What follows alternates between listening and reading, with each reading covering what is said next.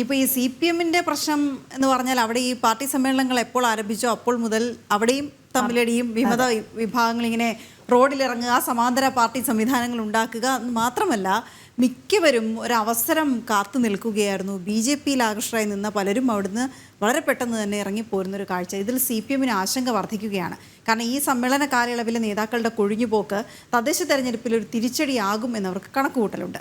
തീവ്ര ഇസ്ലാമിക നിലപാടുകാരെ പ്രീണിപ്പിക്കാൻ നടത്തിയ ശ്രമങ്ങളെല്ലാം ഈ പരമ്പരാഗത വോട്ട് ബാങ്കിൽ വിള്ളൽ വീഴ്ത്തിയെന്നൊരു വിലയിരുത്തൽ അവർക്കുണ്ട്. പ്രജിത്ത് മോഹനൻ ചേരുന്ന വിവരങ്ങളുമായി. പ്രജിത്ത്, എന്താണ് സംഭവിച്ചതെന്നുള്ള കാര്യത്തിൽ കൃത്യമായി തിരിച്ചറിവ് അവർക്ക് ഉണ്ടാകുന്നുണ്ട് എന്ന് തോന്നുന്നു. കാരണം ഈ പ്രീണന ശ്രമം എത്രത്തോളം തിരിച്ചടിയായിട്ടുണ്ട് എന്നുള്ളത് വളരെ പ്രധാനപ്പെട്ട ഒരു കാര്യം. അതാണ് ഇപ്പോൾ ഈ സമ്മേളന കാലയളവിൽ ഇങ്ങനെ പ്രതിഫലിച്ചു കൊണ്ടിരിക്കുന്നത്. BJP-യിലേക്കുള്ള ഒഴുക്ക് തുടരുകയുമാണല്ലോ പ്രജിത്ത്. വീണ, അങ്ങനെ തന്നെയാണ്. കാരണം നേരത്തെ തന്നെ ഈ വിഷയങ്ങളിൽ പ്രത്യേകിച്ച് തീവ്ര ഇസ്ലാമിക നിലപാടുകാരെ പലസ്തീൻ പോലെയുള്ള വിഷയങ്ങളിൽ ഹമാസ് അടക്കമുള്ള ഭീകര സംഘടനകളെയുമൊക്കെ പ്രകീർത്തിച്ചുകൊണ്ട് CPM രംഗത്ത് വന്നത് വലിയ വിമർശനങ്ങൾക്ക്, ഉൾപാർട്ടി വിമർശനങ്ങൾക്ക് തന്നെ വഴിവെച്ചിരിക്കുന്ന ഒരു സാഹചര്യമുണ്ട്. പ്രത്യേകിച്ച് എങ്ങനെയാണ് ഇത്രയധികം വിഷയങ്ങളിൽ ഈ ഭീകര നിലപാടുകാരെ പിന്തുണയ്ക്കുന്നത് പാർട്ടി എന്നുള്ള ചോദ്യം അണികൾ പലയിടത്തും ഉയർത്തി.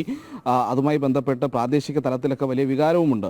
പക്ഷേ സാധാരണഗതിയിൽ CPM-ൻ്റെ ഒരു സംഘടനാ സംവിധാനം വെച്ച് അതൊക്കെ അടിച്ചമർത്തുകയും അത്തരം എതിർസ്വരങ്ങളെയൊക്കെ ഭീഷണിയുടെയൊക്കെ കാര്യങ്ങൾ ഉയർത്തി അല്ലെങ്കിൽ ആ രീതിയിലൊക്കെ അത് ഇല്ലാതാക്കുകയുമാണ് CPM-ൻ്റെ ഒരു രീതി എന്ന് പറയുന്നത്. എന്നാൽ ഈ സമ്മേളന കാലയളവ് വന്നതോടുകൂടി CPM-ൻ്റെ ഈ സ്ഥിരം നയങ്ങളിൽ വലിയ രീതിയിലുള്ള അതൃപ്തി പ്രാദേശിക ഘടകങ്ങൾ, പ്രത്യേകിച്ച് ഏരിയ തലം വരെയുള്ള പ്രാദേശിക ഘടകങ്ങളിൽ വലിയ വിമർശനത്തിന് വഴിവെക്കുന്നുണ്ട്. അത് വലിയ അതൃപ്തിക്കും കാരണമാകുന്നുണ്ട്. ഈ അതൃപ്തി തന്നെയാണ് BJP-യിലേക്കൊക്കെയുള്ള CPM നേതാക്കളുടെ ഒഴുക്കിന് വലിയൊരു കാരണം എന്ന് പറയുന്നത്.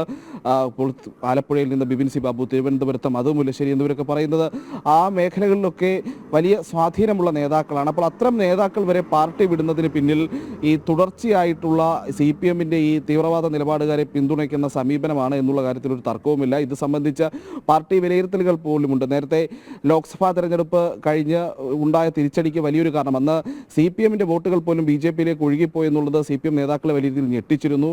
കാരണം അതിന് മുൻപൊന്നും ഉണ്ടാകാത്ത വിധത്തിൽ CPM-ൽ നിന്ന് BJP-യിലേക്കുള്ളൊരു ഒഴുക്കുണ്ടാകുന്നു, പ്രവർത്തകരുടെ ഒഴുക്കുണ്ടാകുന്നു.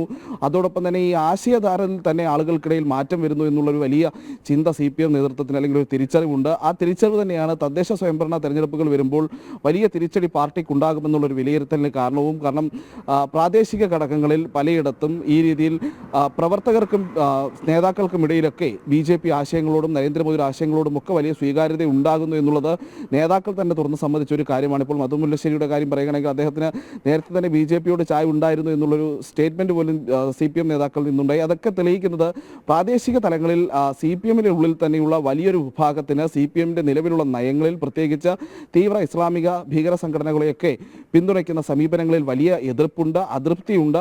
ആ അതൃപ്തി അത്തരം ആളുകളെയൊക്കെ ഇപ്പോൾ BJP-യിലേക്ക് അടുപ്പിക്കുന്നു എന്നുള്ളതാണ്. അപ്പോൾ കൂടുതലിടങ്ങളിൽ ഈ രീതിയിലുള്ള കൊഴിഞ്ഞുപോക്ക് ഉണ്ടാകാനുള്ള എല്ലാ സാധ്യതയും ഉണ്ട് എന്ന് പാർട്ടി കാണുന്നു. പ്രത്യേകിച്ച് സമ്മേളനം കാലയളവ് പുരോഗമിക്കുന്നതോടുകൂടി, സംസ്ഥാന സമ്മേളനമൊക്കെ എത്തുന്നതോടുകൂടി കൂടുതൽ നേതാക്കൾ ഈ രീതിയിൽ CPM-ൽ നിന്ന് BJP-യിലേക്ക് പോകും എന്നുള്ള ഒരു മുന്നറിയിപ്പ് CPM-ൻ്റെ ഉന്നത ഘടകങ്ങളിൽ പോലും പല നേതാക്കളും ഉയർത്തുന്നുണ്ട്.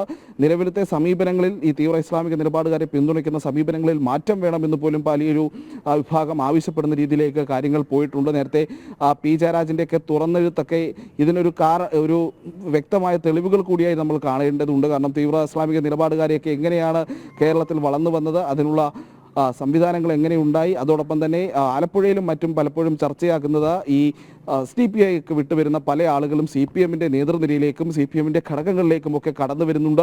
അത് എന്തുകൊണ്ട് പ്രതിരോധിക്കുന്നില്ല എന്നുള്ള ചോദ്യം പലപ്പോഴും ഉയർന്നു വന്നിട്ടുണ്ട്.